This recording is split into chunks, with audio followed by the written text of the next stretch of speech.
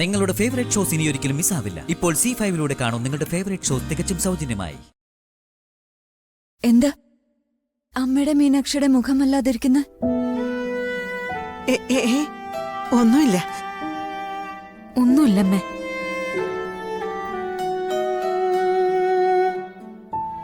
പിന്നെന്താ നിങ്ങളുടെ മുഖത്ത് വല്ലാത്ത സങ്കടം പോലെ? ഒന്നുമില്ല, അമ്മയ്ക്ക് തോന്നുന്നതാ.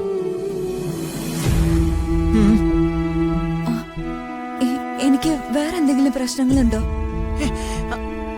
ഒന്നുമില്ലമ്മേ. മുത്തശ്ശി, അമ്മയുടെ അടുത്തിരിക്ക. ഞാൻ അമ്മയ്ക്ക് കുറച്ച് ചൂടുവെള്ളം എടുത്തോണ്ട് വരാം. അമ്മ, എനിക്ക് ഒന്നുമില്ല മോളെ.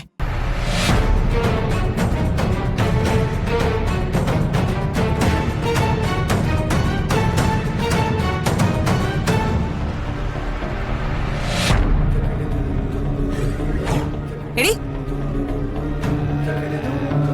നിന്നെ തന്നെയാ വിളിച്ചത്. മൈഥിലി,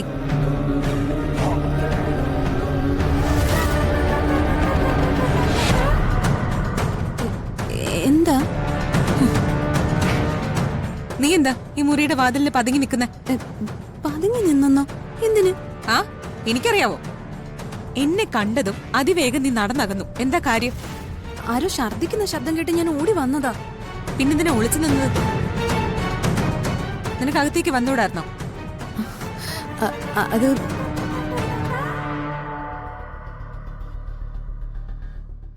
എന്തോ കള്ളത്തരമുണ്ട്.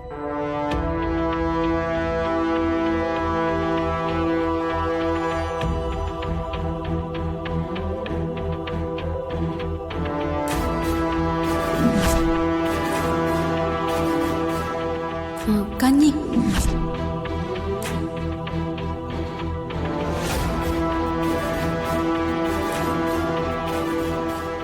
നീ കുറച്ചു മുൻപ് ആരോടാ ഫോണിൽ സംസാരിച്ചേ? നീ പിന്നെ എന്നെ ക്വസ്റ്റ്യൻ ചെയ്യാണോ? ഞാൻ പറഞ്ഞില്ലേ, ഞാൻ സംസാരിച്ചത് എന്റെ ഒരേ ഒരു കൂട്ടുകാരി ലതാ വർമ്മയോടാ. കൂട്ടുകാരിയോട് കഞ്ഞിക്കാരിയൊക്കെയാണോ സംസാരിക്കുന്നത്? കഞ്ഞിയുടെ കാര്യോ? ആ,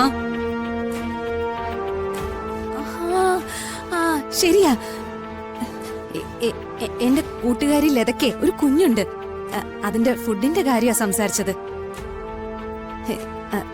അതിന്റെ കൂടെ കഞ്ഞിന്നും മറ്റേ പറഞ്ഞു കാണും.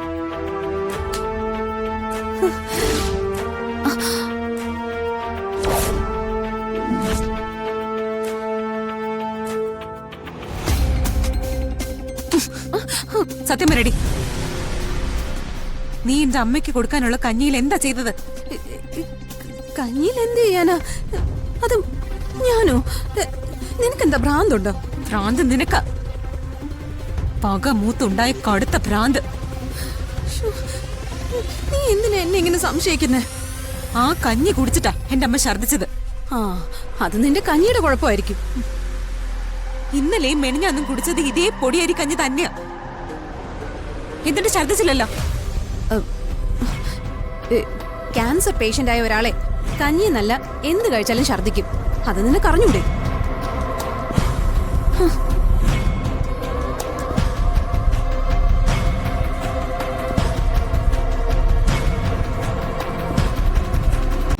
ഡൗൺലോഡ് ചെയ്യൂ C5 ആപ്പ്. കാണൂ എല്ലാ എപ്പിസോഡുകളും സൗജന്യമായി.